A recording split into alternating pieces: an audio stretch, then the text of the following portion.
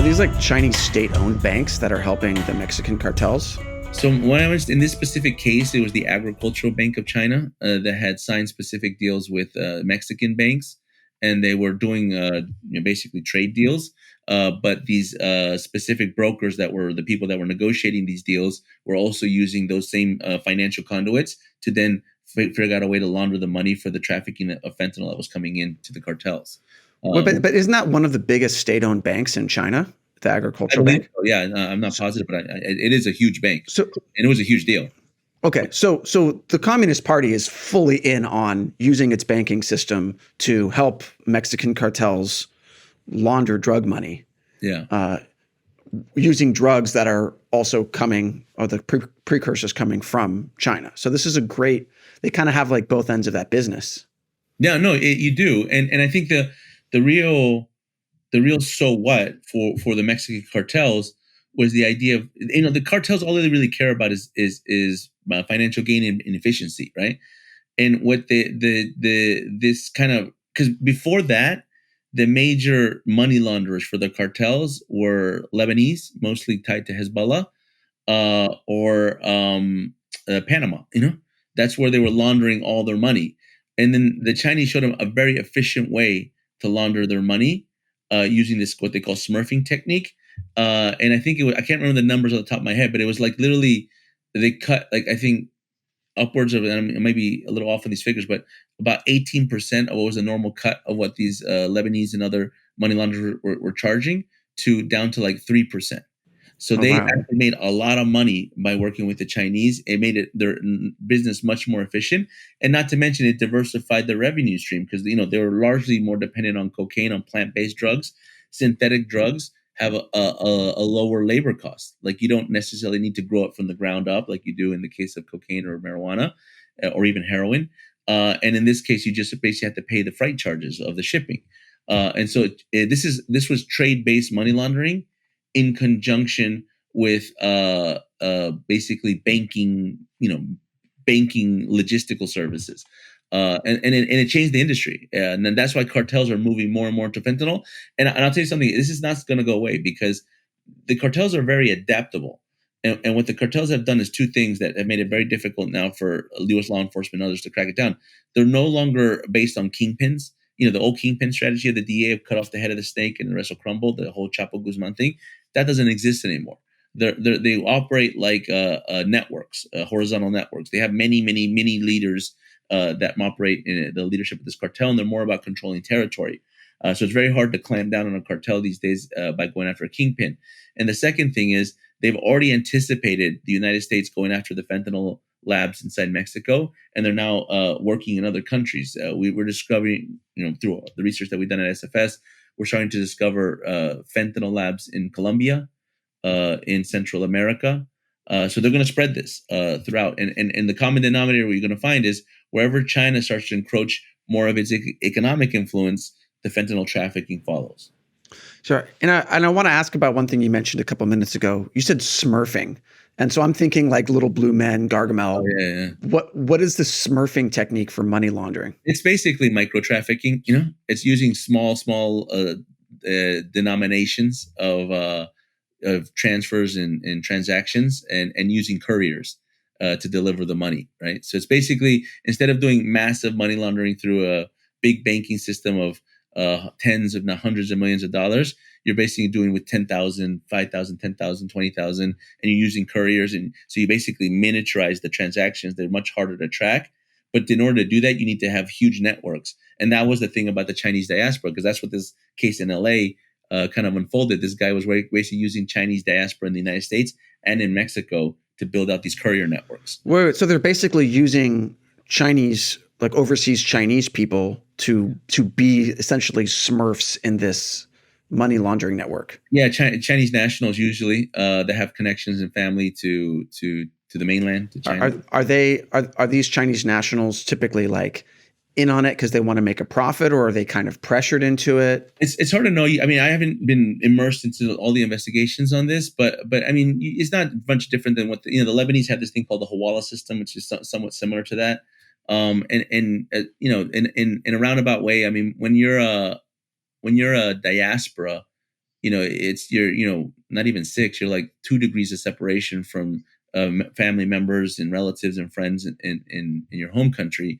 And so, like an organized crime element, the Chinese organized crime networks know how to pressure both sides of those networks, the families in the homeland. And then, so I would venture to say maybe some of them do it because they're coerced into doing it. Others may be just greedy and ambitious and illicit actors, and some may be doing it unwittingly. I don't have the specific details of the motivations of the courier networks, but I know it was large. I know it was a lot of them.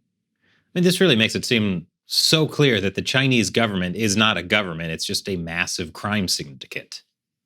Yeah, no, I think the whole model, and it's not just China, it's Russia, Iran, Venezuela, is to blend illicit economies with formal economies so that you don't tell the difference. I mean, Venezuela is a great example because Venezuela is a country that had large oil reserves in the world. Pretty much gutted that oil capacity, that 90% of their exports.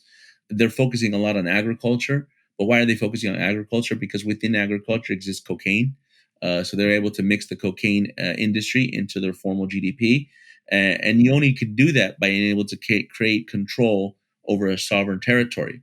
And so, like I used to say this all the time, like, what's the difference between, actually, better yet, what makes an illicit activity illicit? Like, what makes it illegal? And the real answer to that is a border. Because if you go on the Colombia side of the border, they call it narco trafficking and they fight against it. And if you go on the Venezuelan side of the border, it's cocaine exports. And that is only being able to be done by being able to have that that territorial control of that sovereign territory. So I think that Russia, China, and Iran have that similar plan, and they want to just bring that to the international level. They want to use illicit trafficking and formal economies blended together so you can't know the difference. But the key to that is sovereignty, to be able to take over territories and sovereign control. Taiwan, they could literally, if they take over Taiwan, the semiconductor industry will be a trafficking in business as well, and that's would be the goal. And so that's why it was so important that China just bought Venezuela. Yeah, absolutely. That was the game changer for them, because before that, and even I think the Soviet Union to some level during the Cold War didn't have the impetus to really challenge the United States because it had Cuba, and Cuba's important, and Cuba has a lot of capability. They punch well above their weight on counterintelligence, on spy networks. They're getting even better at cyber. But it's still an island. It's not a tremendously robust country. It doesn't have geographically. It's in the Caribbean. It doesn't really move disparity into the south. Venezuela is at the heart of Latin America. It connects the Caribbean to Central America, to North America, to South America. There's a lot of history about it. Large oil reserves in the world. So it was a very big opportunity when Hugo Chavez took over that country and can open this opportunity for China. And so I think Matt was starting to ask the question, but you mentioned that if China conquers Taiwan, the semiconductor industry will also be used for trafficking. How does that work? Well, I mean, I haven't gamed that out exactly how that worked, but it just goes to the point of just, I think China has the largest illicit outflows in the world, and I think they use international trade as mechanisms to also cover illicit trade. And so the blending of formal economies with illicit economies is an ambition to basically change the international financial system. I mean, why do they want to control payment systems so bad? Or they say it's to avoid sanctions, but why are they sanctioned? They're sanctioned because they're involved in human rights violations, corruption, and organized crime. So they want to be able to have guarantees against that. So if you adopt the Russian payment system, the SPFS, or the Chinese payment system of SIPS, you can basically be a criminal and no one's going to call your attention unless you go against the regime. And then the regime will go after a criminal if it threatens the regime, but they won't go after a criminal just for being a criminal. Okay, because all the banks sort of in the Western countries use the SWIFT system, right? A way they can communicate, but it's also a way that organizations like Interpol or the FBI can investigate and track illicit transactions. But when it's done through SIPs or like the Chinese method, it's a completely separate thing, right? So there's no transparency. The West has no ability to actually look at what's happening there, right? Yeah, and so the punitive measures that the West can apply to terrorists or criminals is pretty much leveraged away. We don't have that ability when countries start to use an alternative payment system, which I think is why they're trying to aggressively move in that direction. So they have a handful of Latin American countries that are doing that. but they're not nowhere near where they want to be. I mean, they want to really go after the big three, which is Argentina, Mexico, and Brazil. So you find in Danny that Venezuela helps you on some of that stuff, but the big economies of the region are the big countries of the region, and that's why I think they're now focused on that. I think they're also a lot focused on Central America because China's always had kind of this South to North strategy. They captured a lot of South America. You could argue now most of South America is favorable to China more than the United States. But that's not the case in Central America, unless the case in Mexico. But they're moving aggressively at that.